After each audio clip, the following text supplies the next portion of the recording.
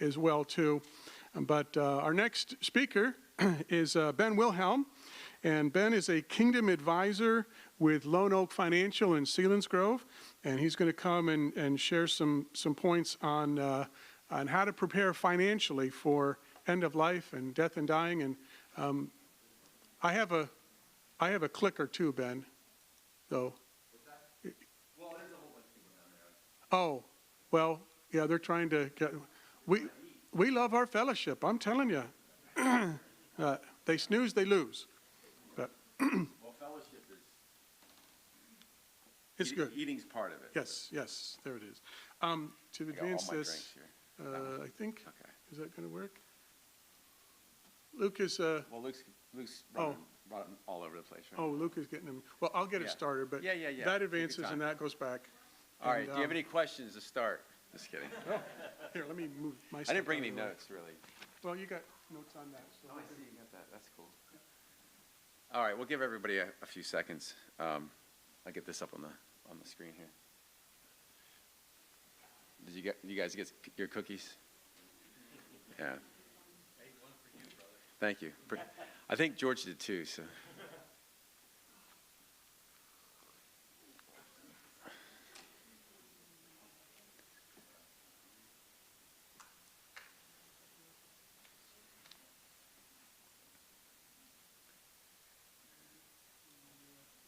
There he is. I hate technology too. Who here loves technology? I love it. But who here knows how to use it? I don't. So, all right, there we go. Well, welcome. Thank you for having me, Pastor Darren. I appreciate this opportunity. I think I was here, when was the last time you did this? 3 years ago? 4 years ago. Oh, my goodness. So, glad to be here. A lot has changed in the world, and a lot has changed in what I do, too. So I am a certified Kingdom Advisor. That is something that was started by Larry Burkett and Ron Blue a long time ago, Kingdom Advisors. The designation was more developed probably about 10, 12 years ago into a college-based course curriculum. So we believe the Bible is good for just about everything, right? Everything profitable for everything. So including finances, not limited to finances, right? So I have my own practice, Lone Oak Financial Services. It is in Selinsgrove, just off the strip, back behind a Toyota dealership near Perkins, not far from Attorney Potter, who's going to speak next. And the verse that we use is, they shall be like a tree that is planted by streams of water, which yields its fruit in season, whose leaf does not wither, but they prosper in all they do.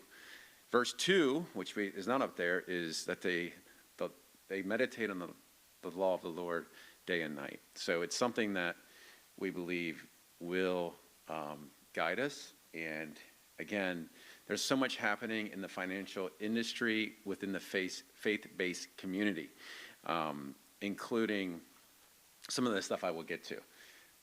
Let's see here. There. Point it back there. Okay.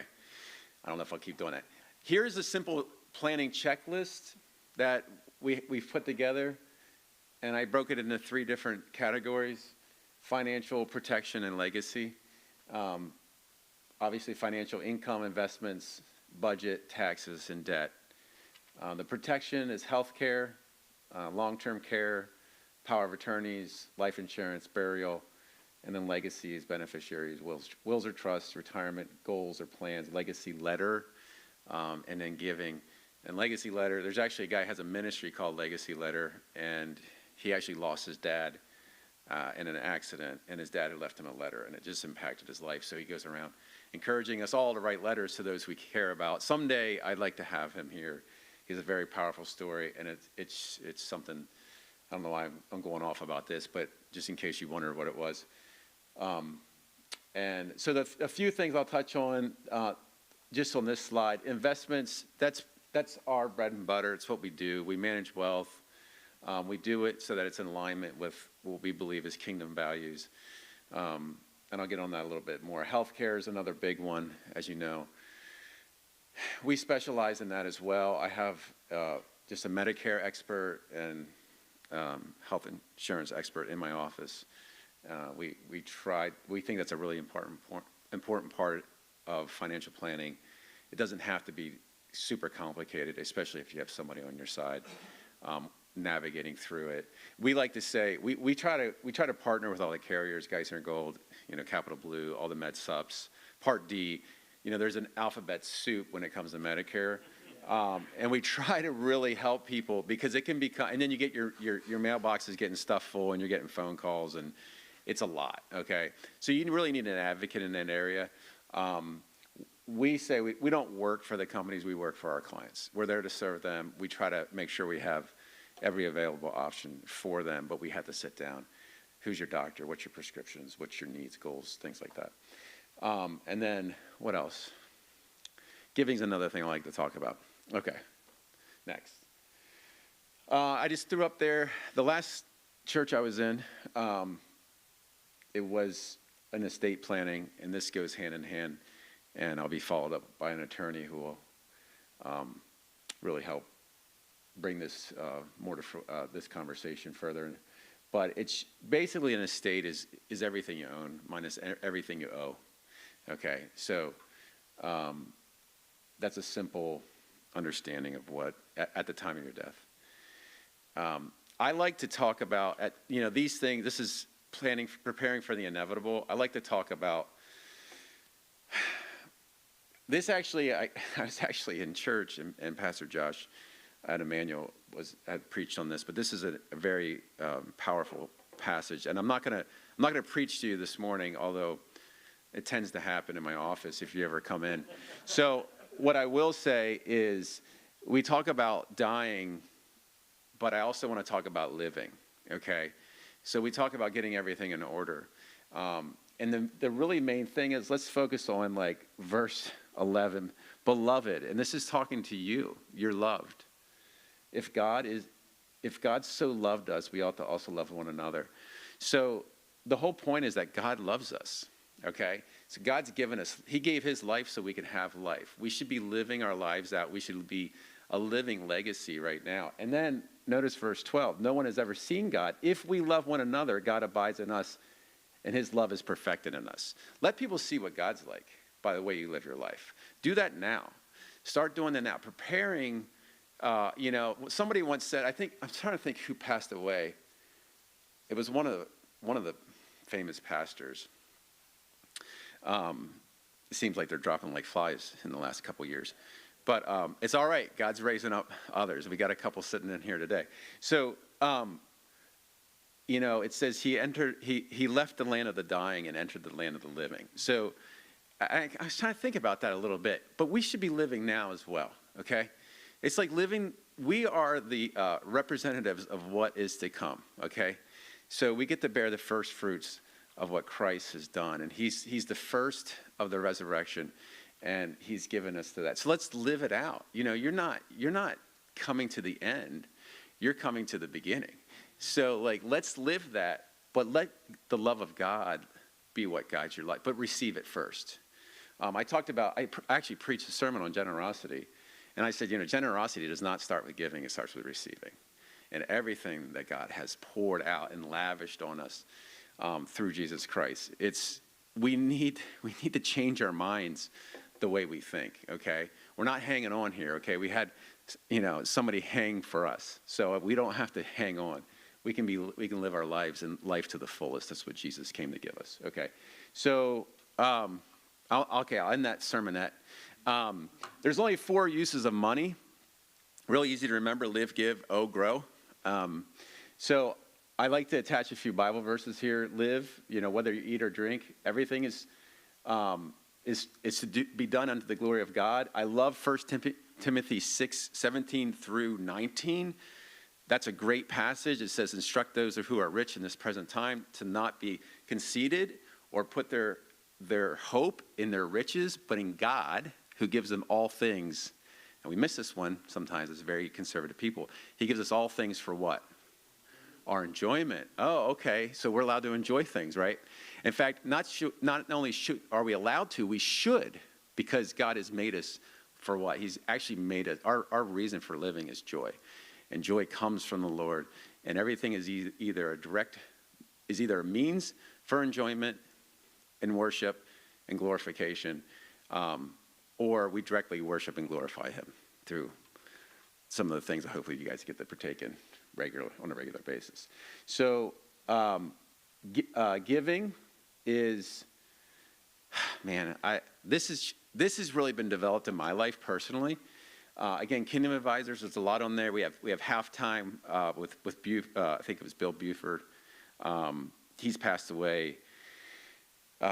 People like Ron Blue, people like, I don't want to mention some people. Randy Alcorn comes a lot to our meetings. The Treasure Principle, time, talent, and treasures. I'm trying to think of some of the guys you've heard. So if you listen to the radio program like Faith Fi or Money Wise, that's Rob West. I know Rob. They've talked, you go there and you think about generosity. You're like, well, I have to give. No, you don't have to give. It's a privilege to give because God, who was rich, became poor so that we can become rich.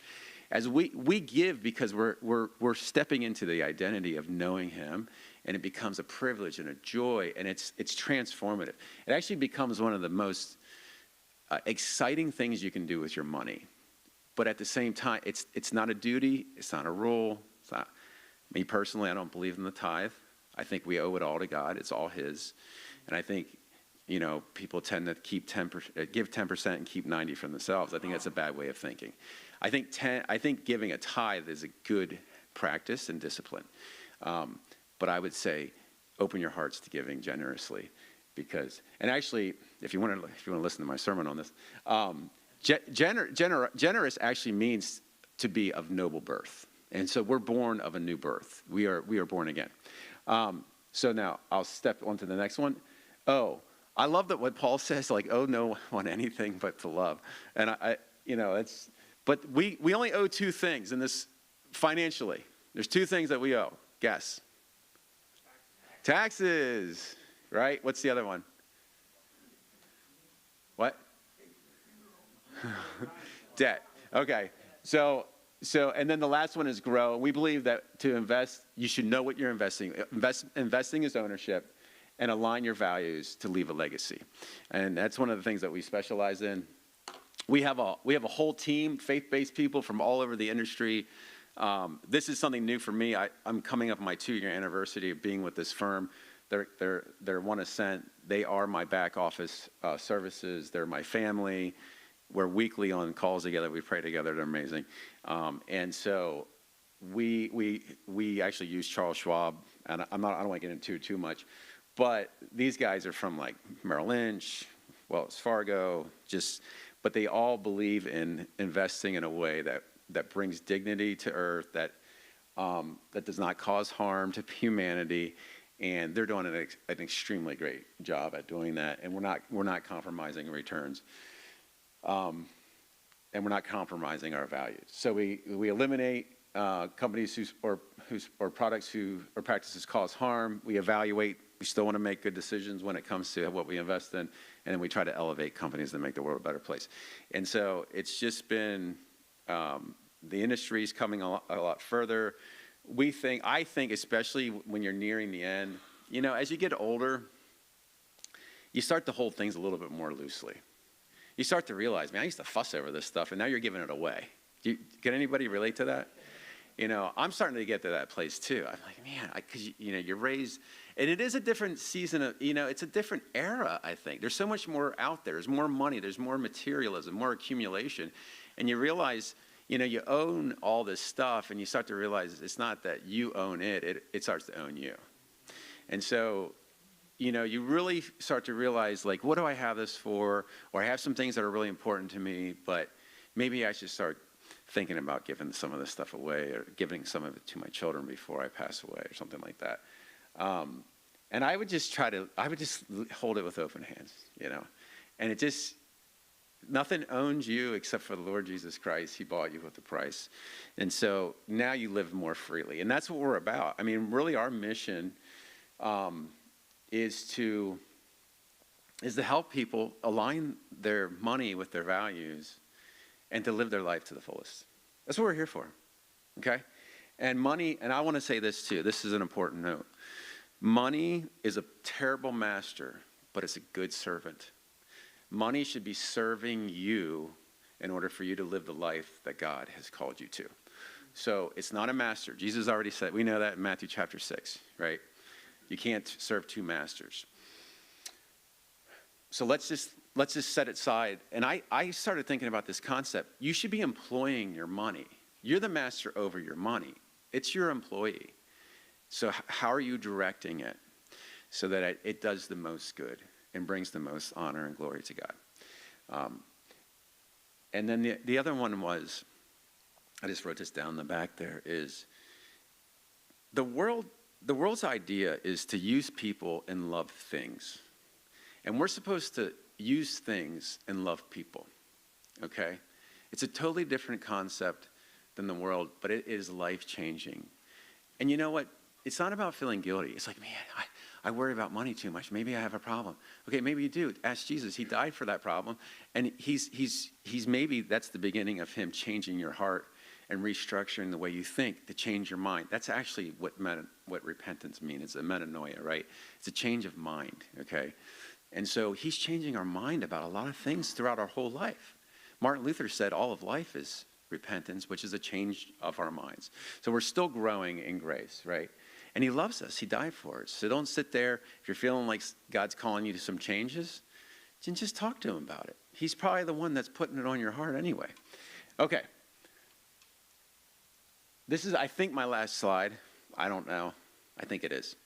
Okay. So I have two ideas for giving. Again, generosity is a privilege, not a duty. It breaks the power of money over our life. Okay. I've actually had clients where I'm like, here's your homework. I want you to go give away $5,000. That's your homework. That's not normal homework that a financial advisor is going to give someone, because I want to see them free from the grip of money on their lives. They're worried about it. And honestly, you know who worries most about money? The people with a lot of money.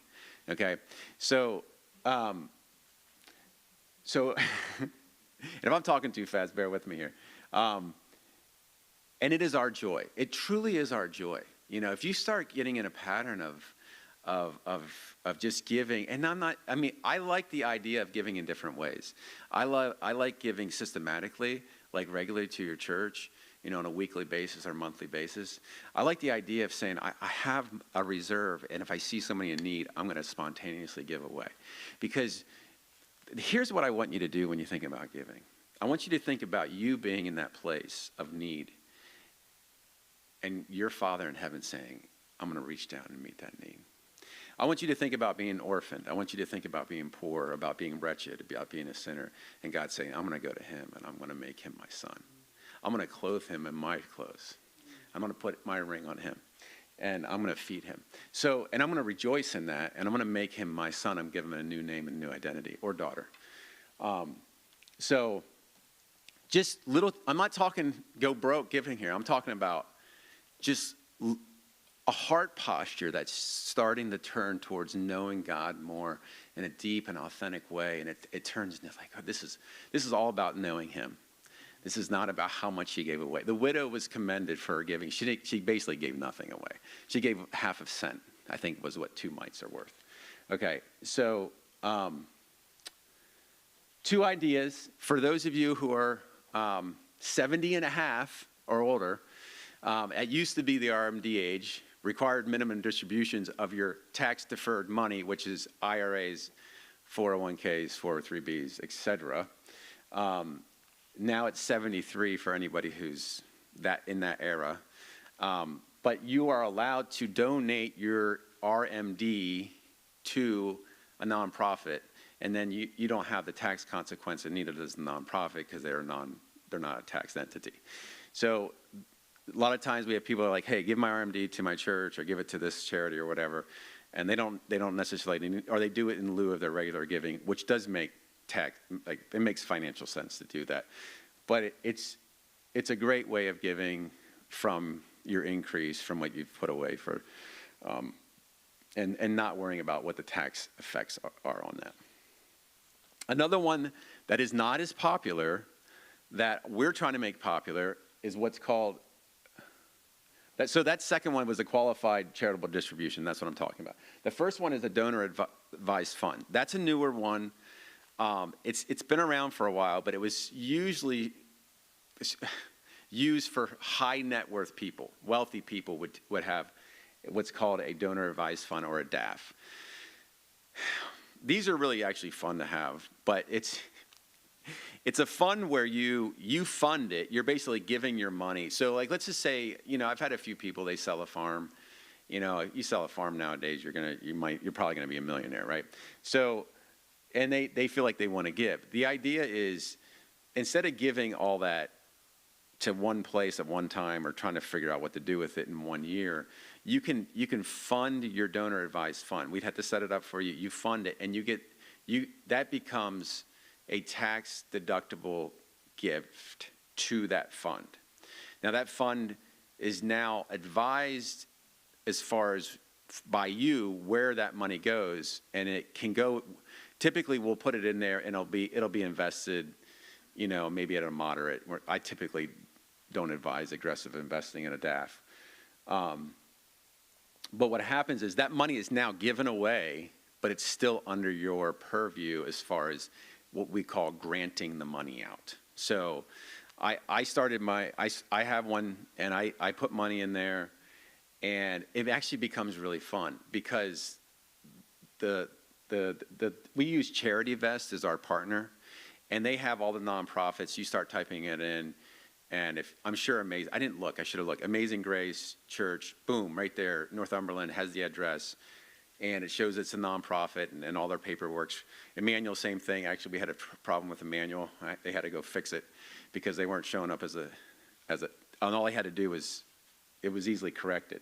And then all I do is make a grant, and they send the check in lieu of basically your charity, okay? So it could be, Joe Smith's charity fund, and then but the money's already given. It's not yours anymore, but you still get to donate it out. So I love that idea. You could do that with $1,000. You could do it with $1 million. So that's another way of doing that where, okay, I've run into a lot of money. I might as well give it away now, but I'm not sure where to give it. And like if you gave one of these local churches $1 million, they probably wouldn't know what to do with it. I'm sure they would take it though. But so like, it'd be fun trying to figure it out, right? So, but maybe you want to give them, $500,000 one year and $500,000 the next year instead, or $100,000 over the next 10 years. And so that's just another idea. There's all kinds of things. Honestly, when people come into me, and I don't see them, there's no cookie cutter thing here. You are all individuals. You're all uniquely made. Like your identity in Christ is unique, and it's your gift to the world. And so when you come in, you have unique circumstances. I know people who are single, people who, are widowed, people who are divorced, remarried, people who are whatever. I mean, there's all kinds of situations. They have kids, some don't have kids, some have stepkids, some are estranged from their kids.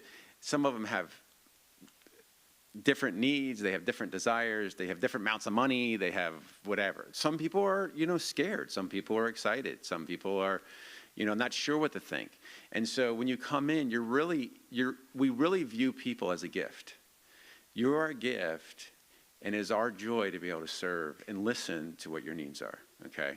And so, because we're here to really, we want to be an extension of God's love towards other people. That's what we're all here to be doing. So we want to listen. We want to take time. We want to hear. We want to taking inventory of what you have, where you're at. And it's a process that takes time. And all this is really good. Pastor Hunt this is on his heart, something he thinks about. He really cares about people. He's called to be a shepherd. And he wants to guide people, and he wants to bring in other people to help guide that situation. We love what we do. I love what I do. People say, how'd you get into it? I say, God put me here. I don't know how else to explain it to you. I have a long story. I'm not going to give it to you right now. But I'm here because this is what I'm gifted to do, because God led me to it. And I'm very blessed to do that. So, any questions?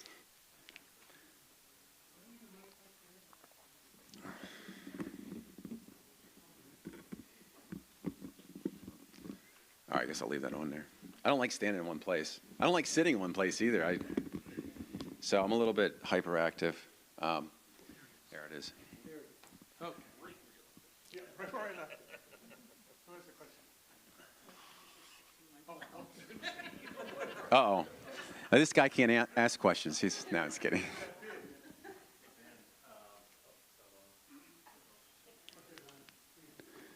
Testing.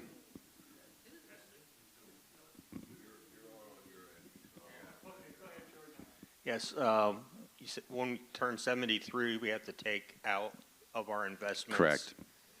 Can you take that and put that into a DAF then? That's a fantastic question. I know George. He and his beautiful wife, Stephanie. Okay. No. So, that's a brilliant mind. Is mine still on? Okay. So that's a great question because that's just something I would think of, and George thought of it. So, no, you cannot do that for some reason. I don't know. So there are things that we have questions about, and it's government related, and we think, well, that makes sense. If it doesn't need to make sense. Okay, we know that right now. So if it's government related, don't ever assume anything. Just because it makes sense doesn't mean it's going to be true. So that one would make sense, but no, they don't allow it. Any other questions? Go ahead.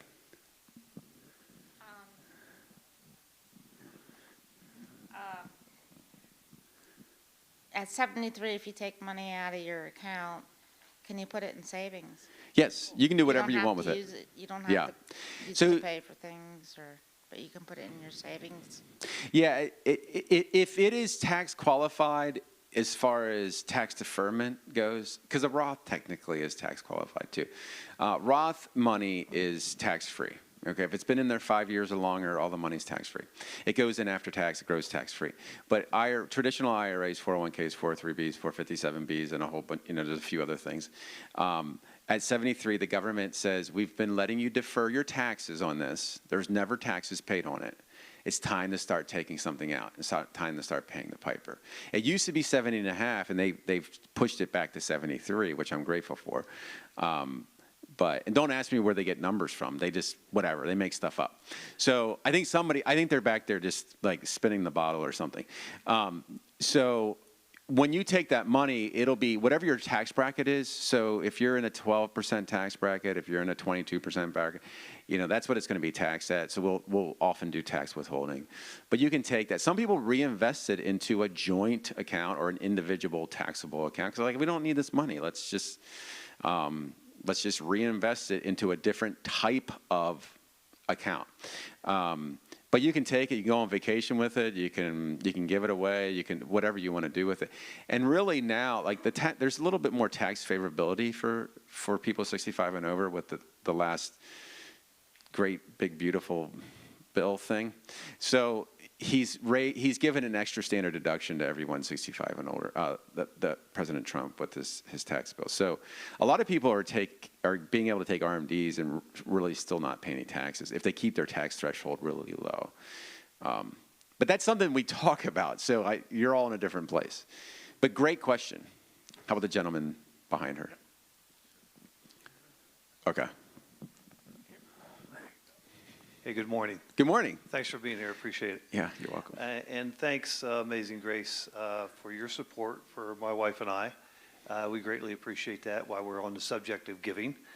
My question is, with the RMD, which is now a different acronym, with 73 years of age and older, they give that's a required distribution, right? Right.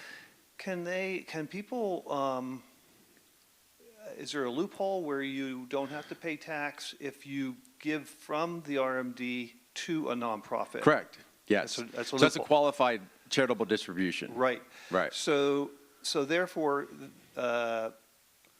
or they could opt to just take money from that and they're going to pay tax on it. Correct. Got you.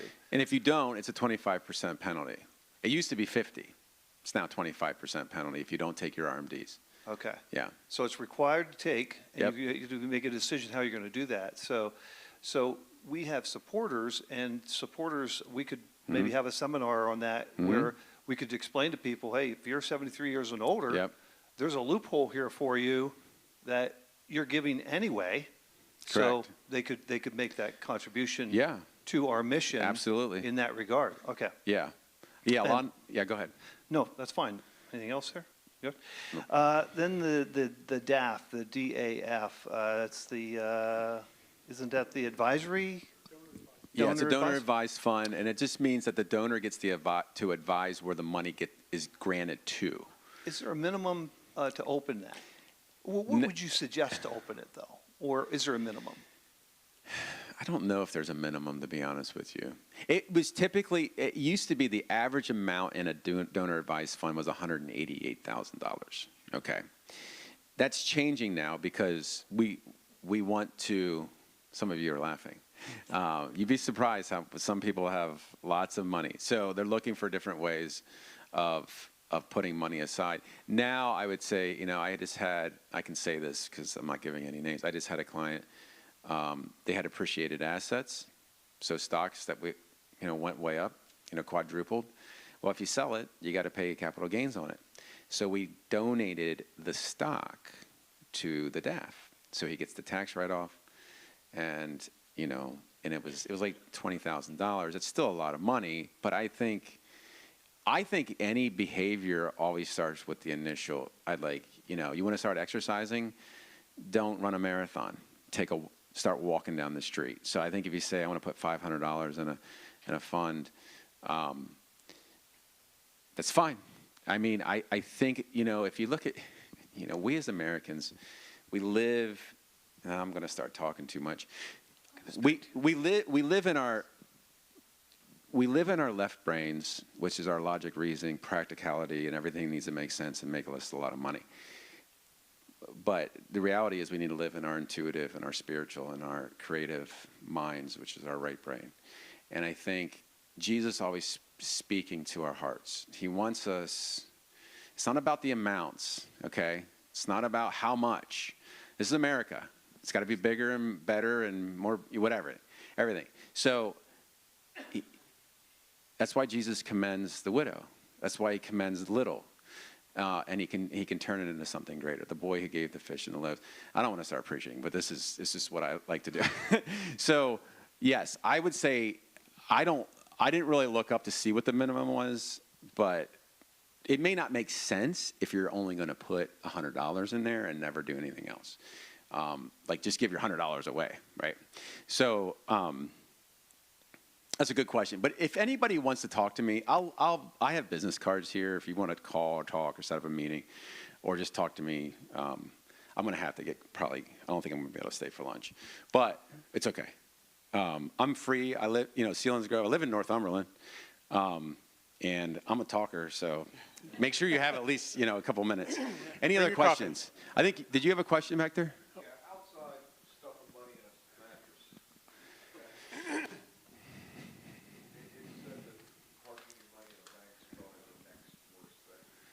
Okay.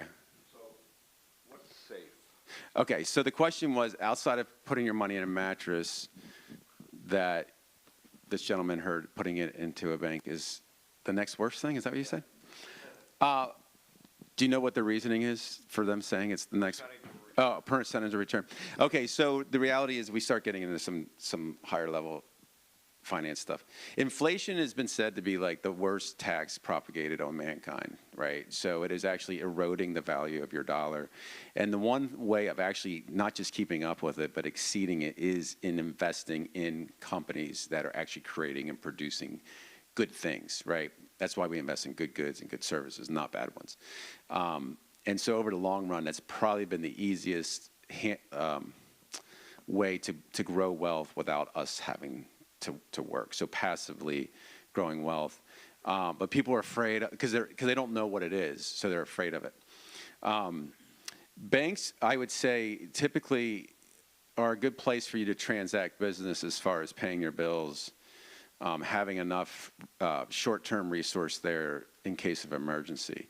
And then we have different levels of investing. So we have everything from conservative, stable, moderate, growth, and aggressive. and anywhere in between. So we don't have to be highly aggressive. We can still moderate our investments. Everything is kind of tailored, right? So we sit down and we do what we call a risk, factor score or IPQ. And I'm not a huge bank fan as far as putting money, like loads of money there. I don't want to poo-poo on the banks right now, but because right now they're not really, you have to search for high yields, right? So they're not really giving, it used to be, you probably remember when you could get 3% in your savings account, right? Okay.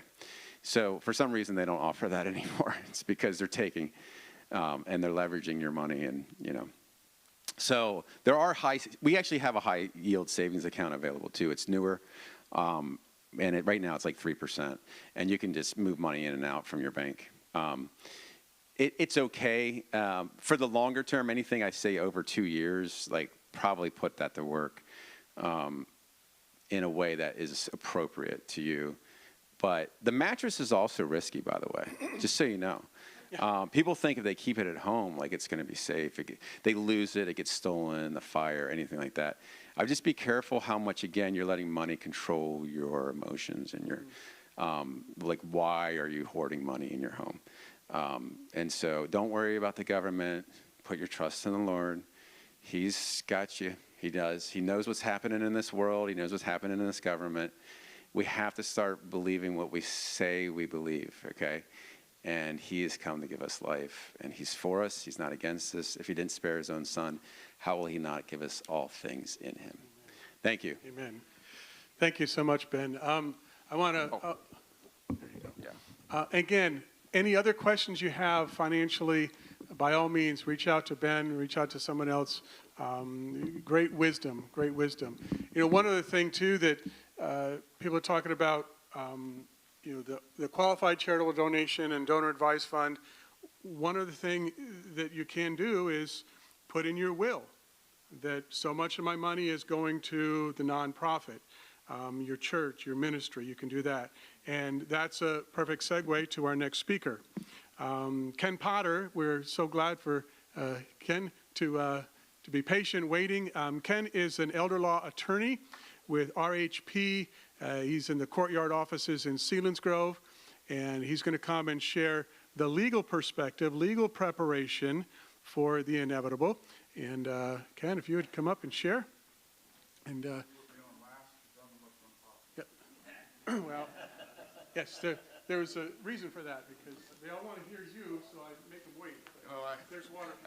That's a good twist. I want to wrap up this with a kind of coordination with what Ben was saying, because your attorney has to work with your financial advisor. And we're going to get into this a little bit, but gifting's a wonderful thing. But in my world, gifting can be a problem depending on what's happening in your life as you get older.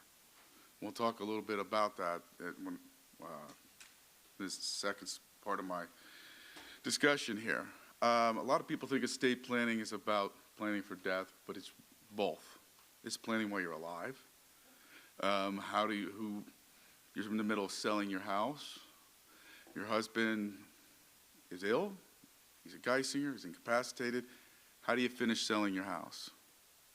Well, if you don't have a good power of attorney, then you're going to court and becoming a guardian, and that's a long process, an expensive process. So a good power of attorney takes care of you while you're alive. Which is more important than taking care of your stuff, in my opinion. So a basic estate plan is a good powers of attorney, and there's two types of power of attorney, healthcare and financial. Can they be in one document? Yes.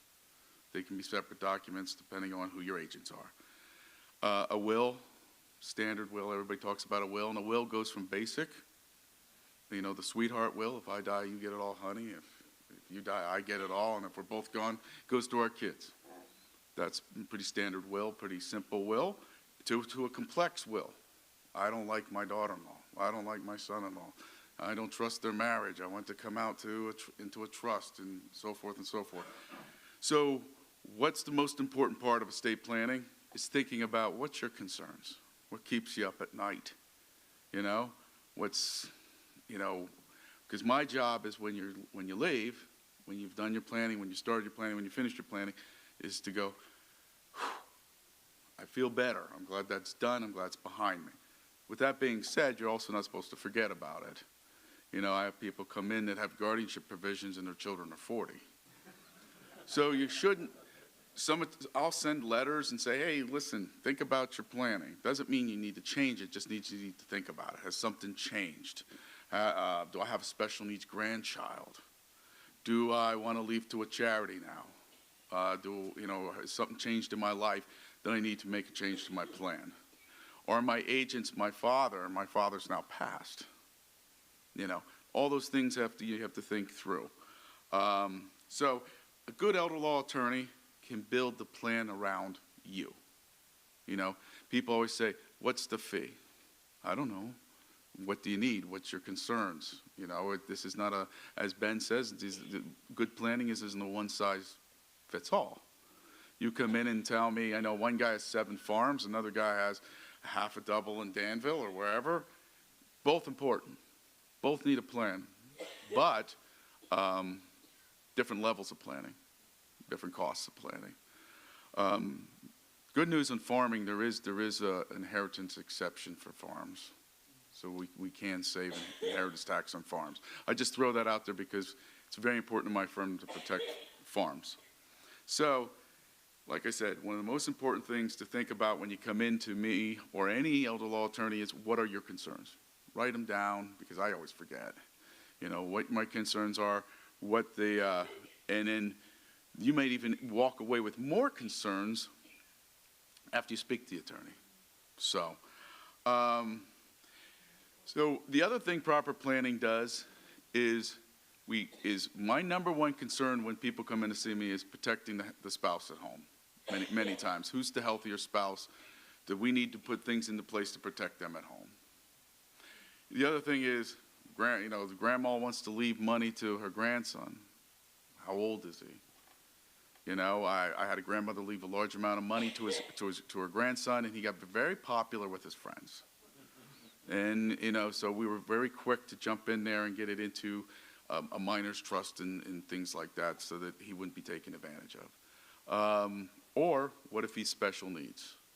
Oh, you leave him $3,000. That's a wonderful thing to do, but then he gets kicked off all his benefits until he spends it. And that's, you know, and then you have to get him back on the benefits, which is easier said than done many times.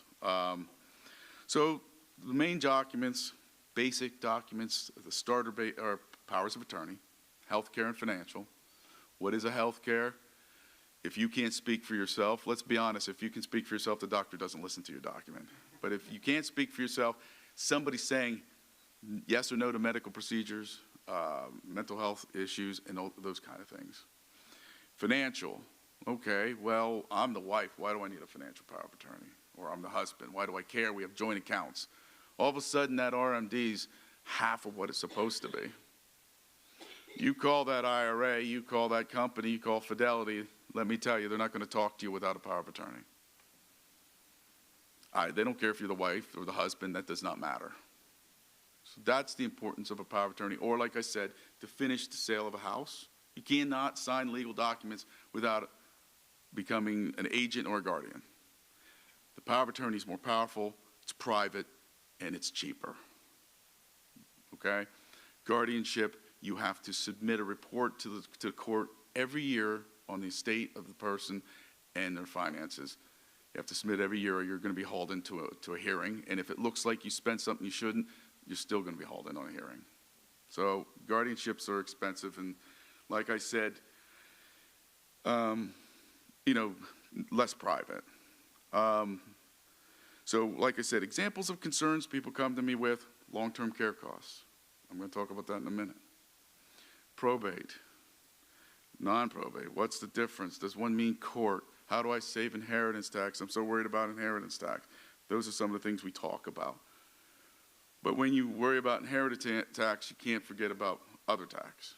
Because sometimes saving inheritance tax will trigger a larger tax. So you gotta be careful. So a lot of people, estate planning is one of their major concerns is getting their assets where they want them to go. Okay? So does anybody know what the number one source of disinheritance is? Number one source of disinheritance. Does anybody know what that is? Long-term care costs. Currently, a nursing home around here, the statewide average is like $12,000 a month. Around here is $13,000 to $14,000 a month. 99.9% of everybody that's in the nursing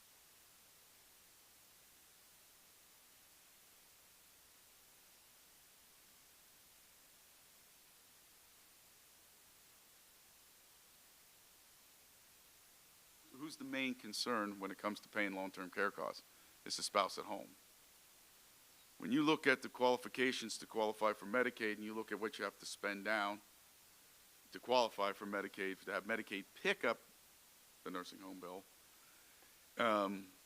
you start to think about impoverishment of the spouse at home. So one of the things people want to do is talk about protecting assets, not necessarily for inheritance, but first to protect the spouse at home. If we protect the spouse at home, the inheritance comes with it, okay? So let's talk about Ben's discussion about gifting and talk that program. That's a wonderful thing to do. So one of the things we work with the financial advisors, should we start thinking about gifting earlier, or should we start thinking about gifting to a trust so that you know, and I'll explain why that's important, so you can continue your gifting program even after somebody's on Medicaid. When you apply for Medicaid, they want 5 years of all your financial records. Now, I don't mean a summary. I'm not talking about, you know, you listing all your assets on a page for 5 years. They want every bank account statement. They want every financial statement for 5 years to apply for Medicaid. The application's about this thick for the normal person. So what are they doing? They're looking back 5 years. It's not 3, it's not 7, it's 5 years. They're looking back 5 years to see what you've done with your money. Okay?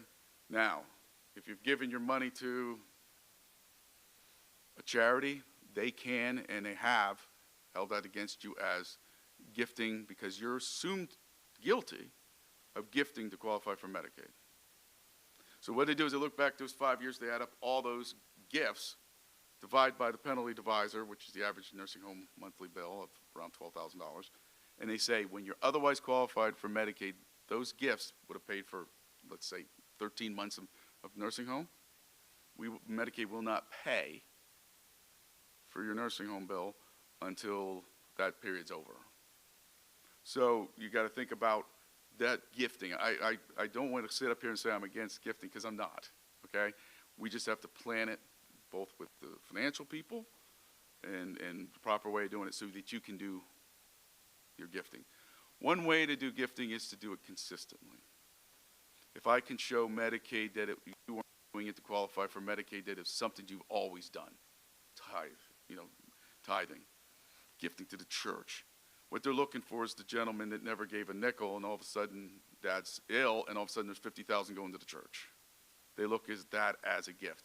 They presume that you're guilty of gifting, and you have to prove otherwise. You have to rebut that presumption. So I told you I'm always the least popular one here. I don't get invited to any of the parties. So the other thing is, why do I need a power of attorney like we talked about before? Why do we need good powers of attorney? What if your husband, and I pick on the guys because we wear out quicker. We don't stay in a nursing home as long, but we wear out quicker. What if they're in a nursing home, they're incapacitated, and you need to liquidate assets, you need to move assets around, you need to do some planning, you need to change beneficiaries on life insurance and things like that, his life insurance. How do you do that without a power of attorney? So I'm just showing you the importance and how powerful that document is. The other thing I'm just going to throw out is never give up on the long-term cost thing. It's better to plan earlier, but you can always plan in crisis. You can plan both. You save less in crisis, but you can plan either time. Just looking down through my notes, I have a tendency to just keep talking. And there's some things we can do. There's all kinds of plans to protect the spouse at home. The other thing is I get this comment a lot. All right, why do I care? All right, I'm widowed. I'm in a nursing home. I gave all my money to my kids. Why do I care? What are they going to do? They can't get blood from a stone, right? Well, when Medicaid says no, they don't pay and then try to get the money back. They just don't pay. you don't, you're over-resourced, you gift, whatever the situation is, they don't pay. So in the nursing home, they don't just go, shoot, somebody again has not paid, we're just going to have to eat. No. It's called the filial support laws. They sue your children to pay for that bill. So you have to be aware of that and careful of that issue. Okay? I'm going down through this. That's really everything in a very quick thumbnail. Look at things. Like I said, a estate plan can be complex. And the word trust, we use a lot of trusts in estate planning. Keep in mind the word trust is like the word vehicle. If I said, Mr. Shaw, get out and get my vehicle, he'd go, truck, car, Buick, what is it? Okay? He probably assumes it's General Motors because my dad used to work with him. It is not. But the word trust is, like I said, it's very generic. Trust serves a purpose, so each trust has its own job. So you have to pick the right trust for the right job. They're not just TV stuff, not stuff for the rich, like TV wants you to think. They're not as complex as TV wants you to think, but they're very useful in planning. The other question I get is, what if I just deed the house to the children? I get that a lot. I'm going to protect our home because I'm just going to deed it to the kids. That's fine. If it's deeded to the children and it's in their name for more than 5 years, because if it's within 5 years, they'll see it, you'll be disqualified from Medicaid, it would be protected. However, you'll lose control because now they own it. They get divorced. It can be in their divorce. They can be sued and it'll be in their lawsuit. Or you've given the house to your son. Unfortunately, your son passes away. Now your daughter-in-law owns your house, okay? And then your daughter-in-law gets remarried. Then your daughter-in-law passes away. This has happened to me. And now some stranger owns your home. So those are the things you got to think about. There's ways to get around that. The trust is one. You can retain a life estate, the right to live in your house, even though you deed it to your children. But it doesn't avoid the fact that if you wanted to sell it, your kids could say no. So, and I've seen some kids get miserable about things, which is unfortunate. I'm trying to be very polite. I'm in a church,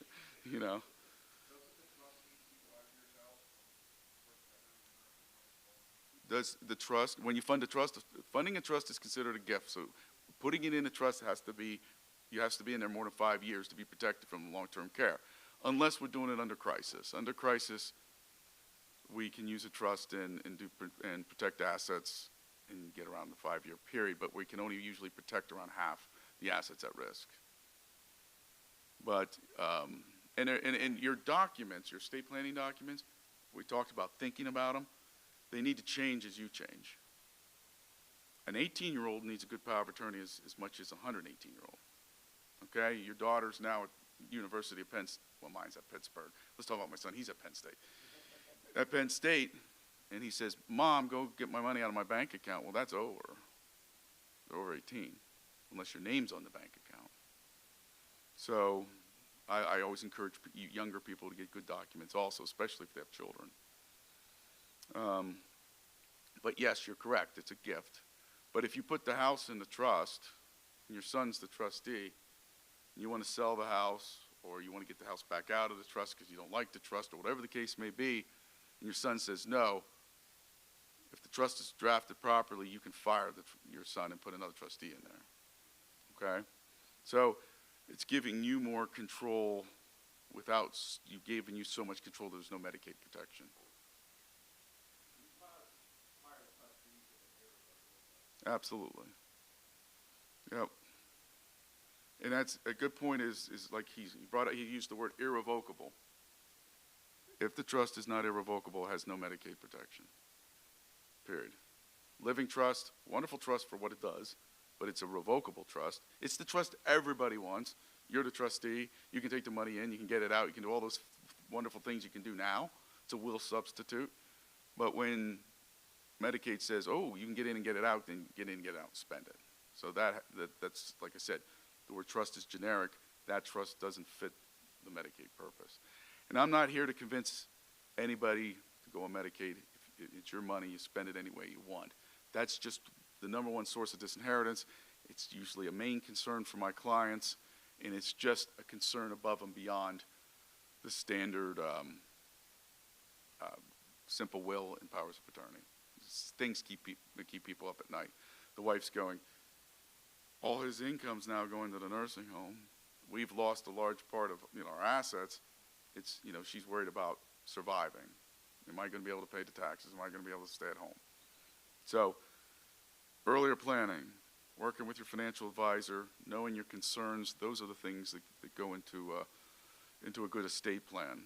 And thinking ahead, who do I want my agents to be? Has to be somebody you trust.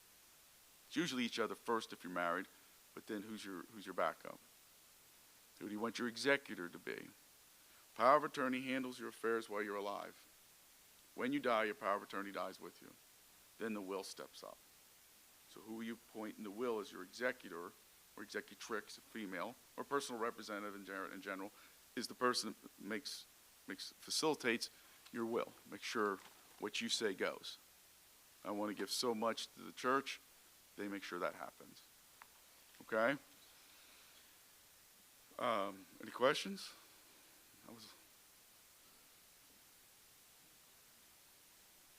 I must either been very clear or very confusing. No, all good. Thank you for being here. Appreciate it. So with the irrevocable trust, is one of the key components to that is the protection from Medicaid. Is that one of the key components that they can't again, the 5-year rule, I get that. Now we're past the 5 years, and they can't come and grab that asset to pay for your loved one in nursing care. Is that what I'm hearing from you? What the trust is used for is really to qualify for Medicaid, you have to have gifted your assets more than 5 years before you need to qualify for Medicaid. Right, got that. Nobody wants to give their stuff away. Mm-hmm. Okay, that's not fun. So what the irrevocable trust does is you can put your assets in there, retain some control, know where they're at, be able to use them, and if you need them, there's a way to get them out if you absolutely had to. Okay? After 5 years, when Medicaid looks back 5 years, I don't even tell them because that's more than 5 years ago, whatever's in there, okay? Now, Medicaid also keeps a tab when you're in the nursing home, okay? So when you pass away, they look to your estate to pay back that tab. But they only look to probate assets. And I'm going to go down a huge rabbit hole with probate, non-probate, and all that, but the trust is a non-probate asset, so that also protects it from estate recovery. Mm-hmm. So it does both. And also, let's say you're in a nursing home, your wife's at home, something traumatic happens. I don't know, the car blows up. The money's still there.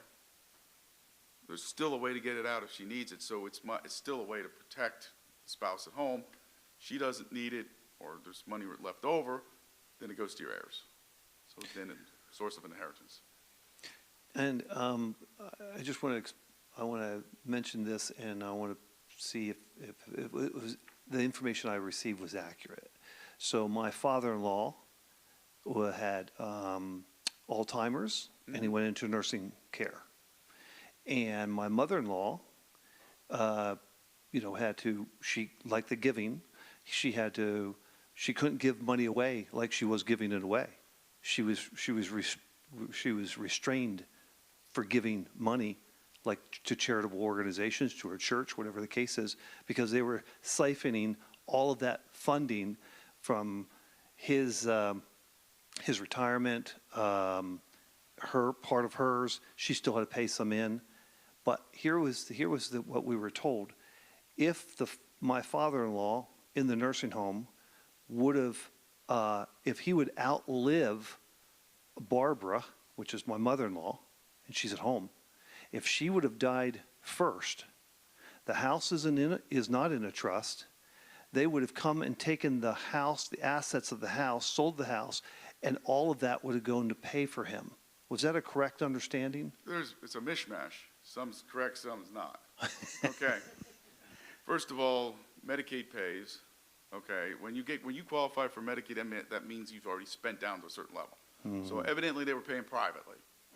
Okay, you have X amount of assets, and you pay down to a certain amount.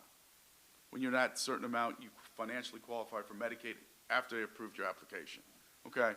So she's home and she's in the house. The house is what they call a non-countable asset because the wife's living there and the husband who's in the nursing home could go home. So the house sits there. They will not make you sell that house. They will not, yet. There's a catch there, yeah. And they will not go after that just because the wife died and it's sitting there empty. Now, it's a problem, a house sitting empty, and it's, that's an issue. We'll talk about that in a minute. But unless Medicaid planning is also a different kind of will. We do a different kind of will, and I'll explain that will here in a second. But when she dies, if she has a sweetheart will, okay, remember I told you documents need to change as your life changes. She dies and she goes, honey, everything's yours. Now all that has to be spent down because now whatever she could keep, that has to be spent down. And okay, now he's a widow, and based on income, has to be spent down either $2,400 or $8,000 before he's Medicaid qualified. Okay, house still can sit there. All right, he dies. What happens to the house? It ends up in his estate. They have estate recovery. That's when the house becomes an issue. Okay, so when I do Medicaid planning, either crisis or early or whatever the case may be, we have a separate kind of will we do. We don't do this, the sweetheart will. In Pennsylvania, you cannot disinherit a spouse, but you can limit that spouse to a third. So when we're planning for Medicaid and he's qualified and she gets to keep her $160-some thousand, and she gets to keep her 401k and all this other stuff, and he's down to $8,000, she passes first. Everything in her will says he gets a third, the other 2/3 can go to her heirs. So we put the house in her name. So now I just protected 67%. Now that's crisis planning. So if they come to me early, I put it in the trust, and after 5 years, that wouldn't be an issue. But, so it's belt and suspenders kind of thing. So if you come early enough, we do the 5 years, we protect that. We have the wills in case, for crisis planning, because there's always going to be pre-planning and crisis planning to a certain degree. Good. So the answer to your question is some of that's correct, some of it's not. Gotcha. Medicaid doesn't chase money. Like you say, they just disqualify people. One other question I have is my mother-in-law now, my father-in-law actually did pass away, and now she's in the home by herself, and she is moving some assets around, and she's opening a checking account. And our advice was don't get a POA, power of attorney, because she wants like one of her daughter's son-in-law on the account with her in case she passes away. It's an easier transfer of the funds if somebody else is on the account with her. That's what she was told. And so they said, don't get a POA, get a authorized user on the account.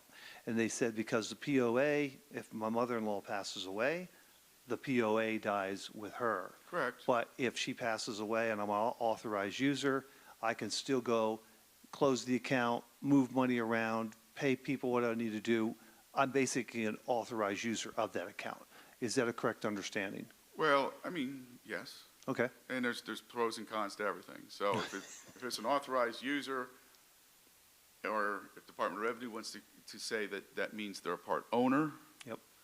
That would mean the good part is the daughter only pays tax on half.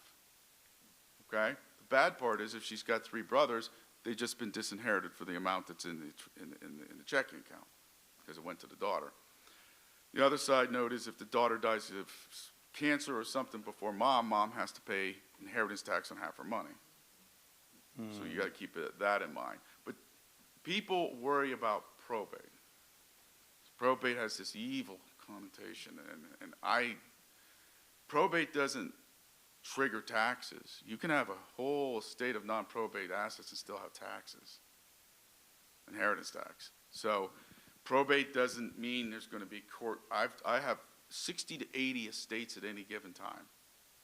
Okay, and I've been practicing law for 24 years, and all these states run the gamut from a mix of probate, non-probate, and I've never had to go to court, argue over anything. And even when you probate at the register and recorder's office, not in the courtroom. You go in the register and recorder's office, it takes 10 minutes. So a lot of people are scared of probates. Non-probate doesn't mean it escapes inheritance tax. Inheritance tax for a child's 4.5%, 12% for siblings and things like that. And if you don't get married and you leave everything to your paramour, girlfriend, whatever you want to call them, it's 15%. I had a gentleman that left the farm, $3.9 million farm, to his girlfriend, together 30 years. She had to pay $870,000 in inheritance tax. If they would have said, I do, it would be zero. He's dead. He didn't care.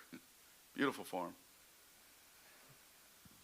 Thank you very much. That's all for me. But it does make things easier to have somebody else's name on there because power of attorneys are the best we have. But when you take a power of attorney to a bank, they say, we got to show our backroom legal. There is no such thing, but that's what they say. And then they approve it, and then it is what it is. But it is easier to have somebody's name on the account. That was a question that was just texted to me earlier. How can we avoid probate costs? But you're basically saying they're not really. Well, here, let me tell you, in my opinion, the difference between probate and non-probate. Probate, you got to do a petition for letters. You got to go in, and they got to watch you at the register and recorder, sign the paper. They give you a short certificate. You got to send a 10.5 notice out to the heirs, and you got to put something in the newspaper. That's the difference between probate and non-probate, really, in a nutshell. Probate, I guess there's a place for people to complain if they wanted to, and there's a place for people to make a claim, but oddly, that doesn't happen as much as you think. So there's not really a cost factor with probate. I mean, there's a cost. I mean, the attorney has, if you want the attorney to do it, there's a cost to do those documents, but it's not astronomical. Okay. I mean, the difference is when we handle estates, I generally look at estates based on two factors. There's Attorney General guidelines that talk about fee structure for probate estates. Non-probate estates are all, according to that structure, 1%, so they're cheaper to handle from that standpoint. But the bottom line for any estate is reasonableness. Okay. I mean, if they got $45 million in one account, that's a lot less of a fee than if they have $45 million across 100 accounts. You're dealing with them in real estate and all those kind of things. Okay. So the bottom line is reasonableness, but non-probate assets are cheaper from an attorney's fee standpoint to handle. But it's not, I don't think it adds that much more complexity in my opinion. So really the short answer is you need to speak with a good elder law attorney with your own personal case to see what is the most advantageous. You want your estate to be wrapped up in a way because you got to work with your financial people too. You want are your beneficiaries in your life insurance going where they're supposed to go? Do you have the right beneficiaries on your IRA? Do you have, with your 401k and those things, you want everything to work together. You can't put them in an isolation.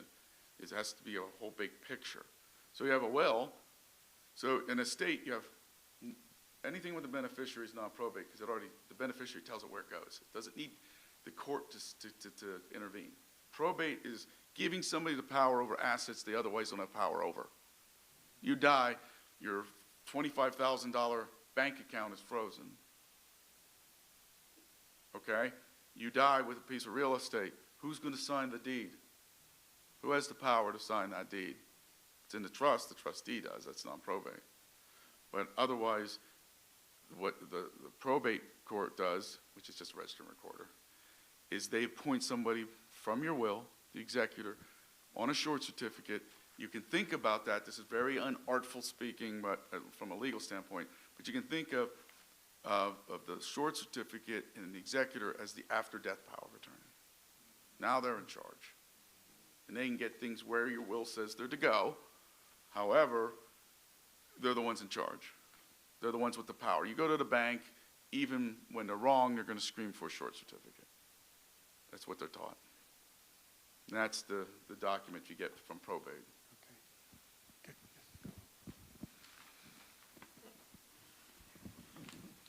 Am I right, the irrevocable grant or trust, my wife and I have that, so we no longer own our property, the trust owns the property. Your trust owns the property if it's done right. It's an Yeah. income-only Yeah. grantor trust Yeah. under the IRS And- name.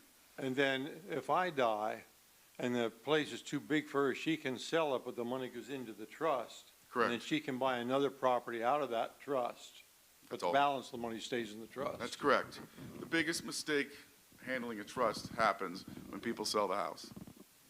They take that check and they put it in their bank account, and that, Yeah, I've worked my ways around that, but arguably that could undo because you're putting it back in your name, So as long as you take it, what's in the trust, it just stays so in the you can trust. convert what's in the trust as long as you don't take it out and put it in your name. So in other words, if you have a CD, you're mad at the bank, and you want to move it over to Ben, you can do that as long as it says in the name of the trust. If you want to move it back into a CD, or you want to move it here, or you want to move it there, as long as you keep it in the trust. Sell the house, the proceeds check is payable to the trust. Yep. And it stays in there, it's protected. Then she can buy a smaller house. The rest of the money can get invested. And the whole name of that trust is called an income-only grantor trust. Okay, as long as you didn't shut the income off, you still get the income. And why is it a grantor trust and why they're written the way they are is because the tax from the trust flows still out to you, if there's money made in the trust, because you pay less tax than the trust does, less, lower tax rate. I'm just going to add, he alluded, some of the accounts when you have, generally it's IRAs, 401ks, retirement accounts, annuities too, would have designated beneficiaries. If they're designated properly, they're going to move outside of probate. So that's just something, I think you alluded to that. Doesn't mean you don't get to not pay taxes There's on still it. tax on it, it's just outside of probate, that's all. Yeah, and then I had another thing to add for your, trying to think what it was now, can't remember. But I guess the one question I would have about the irrevocable, I hear all kinds of different things at times, but you cannot make yourself a trustee on an irrevocable trust, can you, or can you? Well, it depends on what you want to do as a trustee. You can't have control. Okay. Like, I could name this gentleman as a trustee to the extent he handles the investing, but not to get the money out. Okay, Because if you give the trust, if you give the person, the grantor, this trust maker, the settlor, Right. too much power, Medicaid's going to say, right, get it out. So I've seen them, and we've done them where the person's just that adamant that they have control over how the stuff's invested, but not necessarily control over pulling the money out. okay. But definitely not having the money to pull the money out. The trusts are written, they sound very draconian and mean. They're written, no loans to you. Well, we don't want Medicaid to say, loan the money out to you to pay for your bills.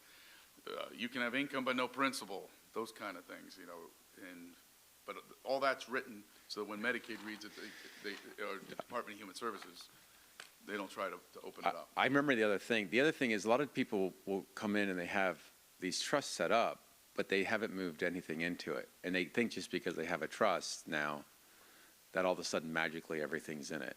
So you have to work with your attorney to move usually it's real estate, which they're trying to protect. Many times. So- In a trust, it's just a pack of papers until you fund it. Correct. Okay, so this pack of papers, people come into me with other people's trusts and say, what's in this? And I say, I don't know. Trust doesn't tell me. Yeah. It's a titling issue. A deed, title it in the trust, it's in the trust. It's a titling issue. Open a bank Yeah. account in the name of the trust, it's in the trust. So it's a titling issue, and he's correct. Your trust may say April 15th, 2026, and you can come to me in 5 years if you put something in, I don't know, 2031, that doesn't mean it goes back to 2026. Your look-back period on those items all have their own look-back as to when they're put into the trust. Right. Does that deed or title have to be debt-free? It depends on the debt. If it's a home equity, that's a problem. If you have a mortgage, the St. Germain's Act says that they cannot call your debt by, so it depends on what kind. The it's a home equity, that's an issue. If it's a mortgage, it's not an issue. Yeah, and one other thing too I ran into lately is please be aware of trust mills and people calling you and trying to sell you, because there are people that aren't even attorneys and they're selling you a trust, and then they're recommending you go to a local attorney, and they're taking the bulk of. Go directly to an attorney. Same with the financial. I'm going to say same thing with financial. Anybody, like, you want to meet with people in person. You know, and same with Medicare. You know, you get Medicare. Oh, they're calling you and they're working from. But I had a client. They came in and they had a. I'm like, where'd you get this thing? And it was somebody out of Texas, and they had this trust drawn up, and then they had to go down to Harrisburg to have it. And it's like, you know, just meet with somebody that you're recommended to. You know, have you seen that before? Lots of them. Yeah. It's usually a revocable living trust. Yeah. They like to sell those. They used to meet at the Holiday Inn. They'd have these Do you big agree with what I'm seminars. saying? I seen a lot of them come in, and I said, there's nothing in this. Right. You know, it's not funded. You spend thousands of dollars on this. They sell you the trust, and then they don't help you fund it or put anything in it, or don't tell you its limitations, or, once again, like I said, what are your concerns? If your concern is privacy and some of those things, then the revocable living trust will do its job, but you have to fund it, okay? If it was Medicaid, you just paid for a trust that's not going to do anything for you. So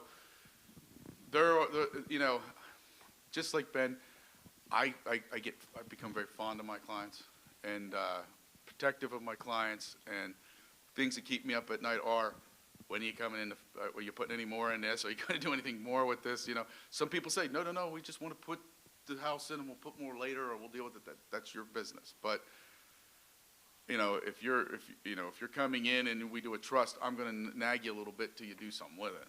Because otherwise, you know who I get yelled at? Not by you, by your kids. They have this pack of papers, they didn't do anything with it, what'd you sell them? You know, well, here's the 7 emails and the 4 phone calls where I asked them to do something with it and they didn't do anything. Then I get, well, that sounds like Dad. But I get a lot of people come in through their children because, you know, you go listen to them, tell me what I need to do. How is the cost determined for the irrevocable trust? Is there just a? I have a set fee for an irrevocable trust. It's not set by what you put in it. Okay? And, Can you share that fee with us or no? well, I mean, I look at an overall fee, but it depends on what you put in it. Like, you know, there's a deed fee to put a deed in it. So an irrevocable trust's about a couple $1,000. There's no maintenance fee. There's no annual fee. And I promised your minister not to talk about numbers, so you're going to get me in trouble. So I really was, you know, really working hard not to push my firm, but to push proper planning, because, you know, there's other firms.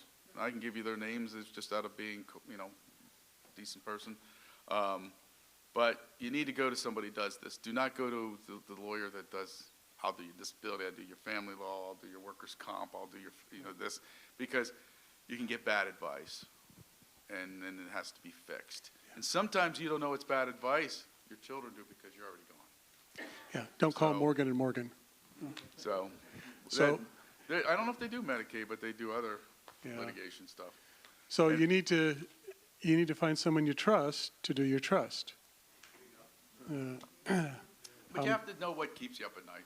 Yep. You know what I mean? If Medicaid's not important to you, I have people come in and they have sufficient funds. I said, you're never going to qualify. You have enough funds. I mean, we can start now if you're healthy enough and put it in, but you have enough fund, you're getting enough interest that Medicaid may not even be an issue. So then we talk about other things.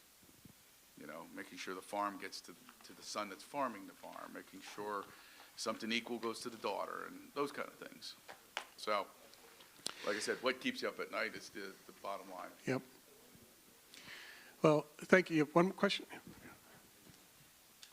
Just Big a yap. comment. You didn't know that, did you? This is just a comment. We did our trust with you, okay? We put it all together with you. And I remember no one remembrance. comment that you made at some point, and you said, beware the in-laws.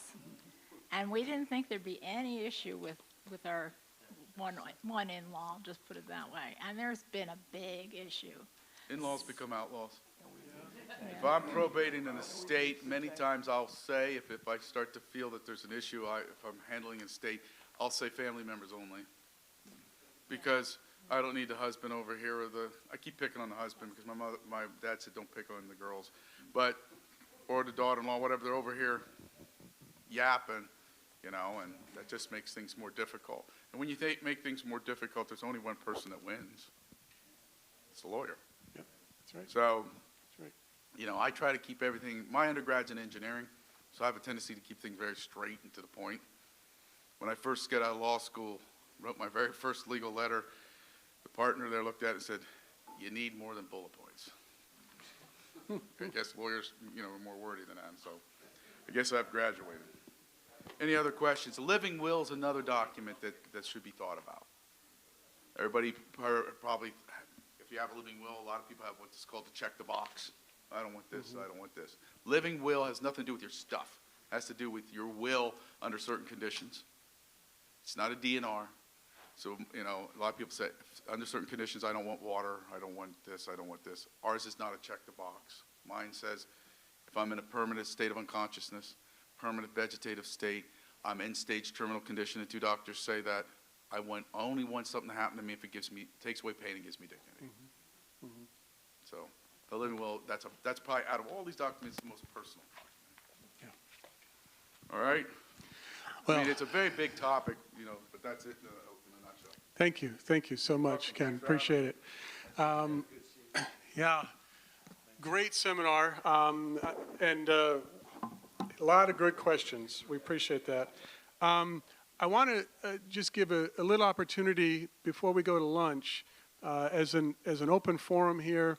If there's something that you have learned in the past or even today that really benefited you, or something you're like, boy, I really wish I would have learned that back then, something that we all could benefit from. Is there anything that anybody has to share just in closing?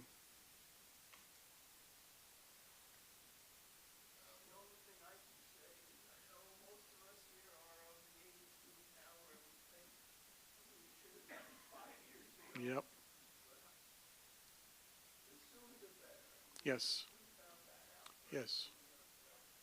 Yep. It's never too early to speak with your attorney and your financial advisor, so they can learn. Yep. That's right. That's right. Well, God commands us to be good stewards. This is part of it.